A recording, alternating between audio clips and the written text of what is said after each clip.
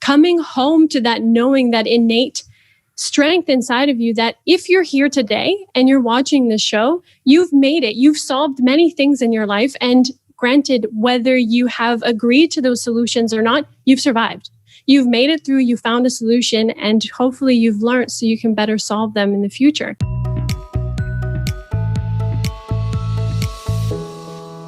Welcome to yourbrilliance.com. I'm your host, Amy Waterman. Does being a woman make you feel powerful?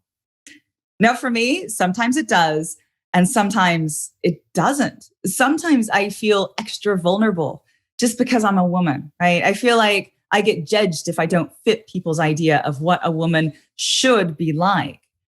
Wouldn't it be great if all of us felt so grounded in our feminine power that no one could make us doubt ourselves? We would know our value and worth as women, and we would be able to radiate that feminine strength and beauty for our daughters. Mm-hmm. Now, that is the goal of our guest for today, Ivonne Monéton.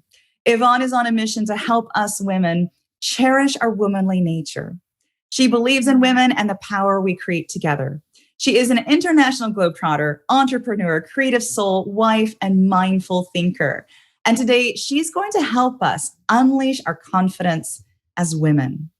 Welcome, Ivonne. Thank you for having me. So the first question, of course, I have to ask you, we're talking about confidence as women. Is this something you've always had sorted? Have you always been confident as a woman? This is such a funny question because the short answer is no, but I would say because I had the wrong definition of confidence. I think confidence is a funny word, particularly in today's world where we feel like we need to have it all figured out. We need to have all the skills, and really to feel confident, it's almost like it's relative to the people in the room, whether we could feel that sense of confidence. And I think it was just broken to think about that, to think about confidence like that, and to give so much hype to a word that really doesn't mean much in the grand scheme of things. Like, do you feel an innate ability to figure it out? Do you know in your core that no matter what happens, you'll get through it, that you'll figure out, you'll find a solution? And to me, when I came to the realization that I trust in myself to always find a way forward, I find that I'm incredibly confident because in the definition that we see today, and even if I have self-doubt or questions that come up in my mind, like, geez, I know that there are moments, but that don't define me. So confidence is one of those words for me. So what's interesting to me is you said that the confidence for you is located inside yourself, its ability to trust yourself. But you also said that sometimes our confidence can be affected by the other people in the room and that it's relative. Could you explain that a little more? Because one of the things I'm 100%. Thinking about is how I feel my confidence is affected when I am with somebody I really admire, like somebody that I think is amazing. I always feel small, and I wonder why that is. You know, it's fascinating because I find that, so what I mean relative to others is because we've grown up thinking that we are always someone in comparison to somebody else. So we're always better or worse than someone. So it's always relative. Our scope has always been to be in a sense of comparison. That's why I mean, like, what I would say colloquially, how we know this word to be is always as in the perspective to someone else versus like, what confidence to me really would mean, or rather we can even drop the word in general, not that I have anything against it, but rather coming home to that, knowing that innate strength inside of you, that if you're here today and you're watching this show, you've made it. You've solved many things in your life. And granted, whether you have agreed to those solutions or not, you've survived. You've made it through, you found a solution, and hopefully you've learned so you can better solve them in the future. So it's this innate, this inner strength, that this guiding sense of, I'll figure it out. You know, I don't need to know everything. It's hireable. You can hire it. You can learn it. Everything else is solvable. So I think we need to really drop the feeling of needing to be in comparison or against someone, but rather coming in, it's a muscle, it's an emotion. You know, it's something you continue to work on. I really love that, because I love the fact that it's about trusting yourself and trusting that you can get through. One of the things I want to know, though, is when I have done some of my research into confidence, one of the things I uncovered was the idea of the confidence gap, this idea that a lot of women struggle with self-doubt. A lot of women compare themselves unfairly to others. whereas men often don't have these problems. They're a lot more confident. So there's a gender difference in how we feel confident about ourselves and also how we understand power. So what do you think is unique about feminine power and confidence compared to masculine power and confidence? So actually, I find this question fascinating because to answer your first question on the differences between like male and female. So I think obviously we all know like largely it's contributed by societal expectations, norms, and programming. So I would say that a huge part of the gap actually comes down to that. Because on an energetic level, we're just human. Like we're human. So essentially, if you look at it as just like without necessarily the identity of gender, so to say, we're essentially the same. What really differentiates us is our biological sex. So we come in as a female or male, and then there's other, and then of course there's other sexes that we want to consider that are like, or genders, as so to speak. So I consider them as well. But really our differentiation is the different sexes and our relationship to our sex. So how well do you relate to your female body? Those are the huge differences. It's like, am I actually coming to this experience as a human in full love and reverence of being in a female body? Do I enjoy this body? Am I really in acceptance of this experience I'm having, or am I rejecting it from conceived notions? So I think that's really where the power play starts to really get at us. And I think another really powerful distinction is that in our world, we've only really known power as power over. And so sometimes I'm careful to use the word power, because when you use power over someone, it's always essentially insinuating you're stripping someone of power, which actually isn't power at all, because you're always afraid someone will take it from you. And real power is not something that can be taken from you. It's something that is already you. So it's one of those things that power is a tricky word to use in this scenario, because we're both feminine, masculine in essence. Like we both have that. So it's not about being this or that. It's rather, how can you co-create, coexist, and really create power with, if that makes sense.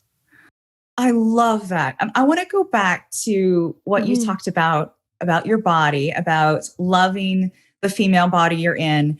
And when you said that, I was thinking about, I wondered when I lost that sense of loving the body I was in. And I was thinking it really, when I was a kid, I was just a kid and I knew there were boys and knew there were girls, but we just had bodies and it was just fine. But I remember it was around 4th or 5th grade, that pre-puberty time. And I remember suddenly realizing that my body looked different. I put on weight, I got glasses, and I suddenly became conscious that I had this body and that this body, there was something not quite right about it. And I think that was the moment where I suddenly felt self-conscious as female and like I wasn't quite good enough. Do you think a lot of women end up losing that sense of feminine power and confidence around that age? It's a really interesting question, because I actually think we so to say we lose it, but rather I think it gets covered by other things. I don't ever think we lose it. I think it's in essence, we're trying to rediscover and unlearn. But I do think it actually happens even from it actually genuinely happens when we're children. So we model after our parents and our society. And so even from a young age, we've already picked these things up that only really flourish later, because we start to go through hormonal changes, our bodies start to change. So we're faced with the fact that our bodies are changing. You can't ignore your body at that point, because you're surprised by, you have armpit hair now, or, whatever it might have been. At that point, you start to actually notice differences. Whereas even when we're younger, as little boys and girls, our bodies largely look the same.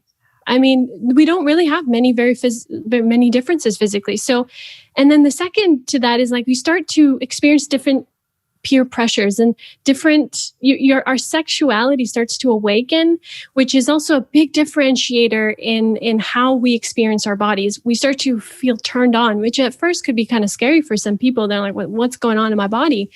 And, right now, all the youngins are thinking about, when am I going to lose my virginity, because they don't want to be the last one to lose it. So how open is the conversation with our parents with these things. And of course, in today's world, it's not very open, but I think nurturing that conversation would really help, but also being observant of what was my parents' relationship even to their body, to each other, to the world.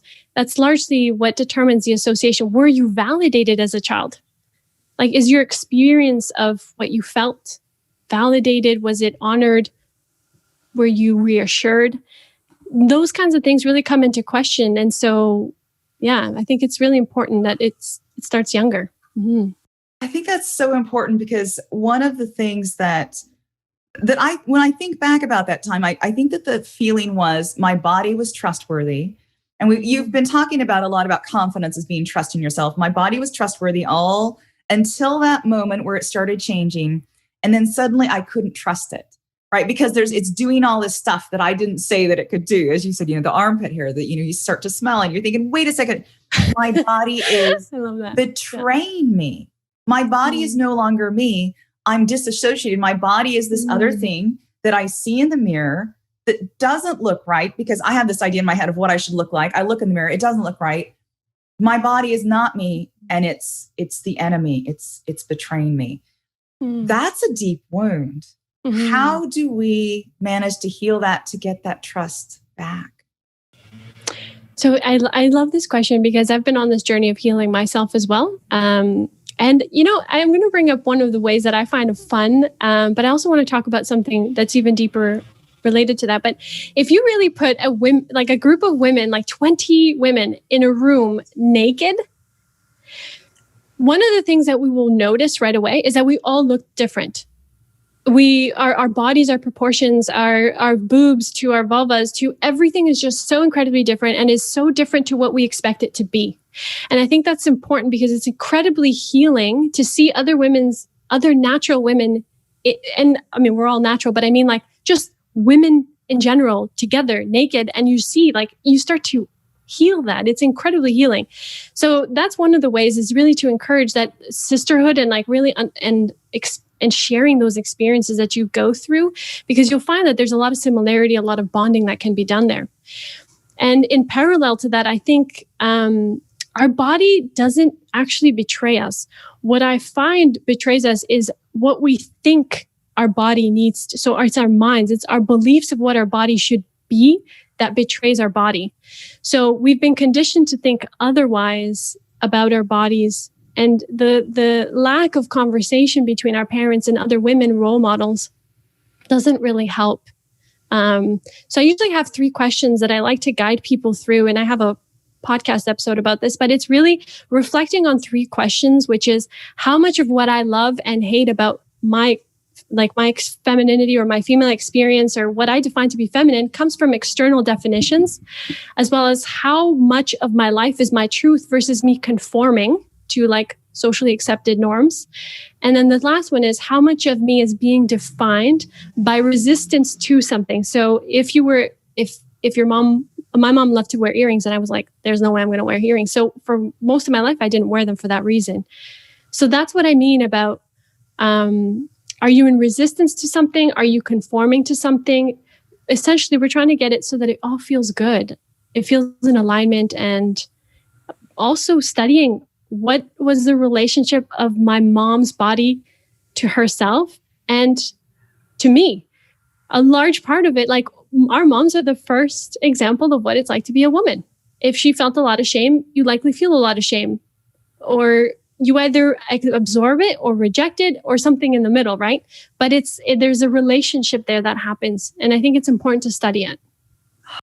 So again, we keep coming back to that, being able to trust yourself because your confidence and power as a woman comes from your relationship with yourself and choosing authentically, rather than the way so many of us get our power back when we're teenagers and as we're young women, is we get our power back by looking at the way our bodies affect other people.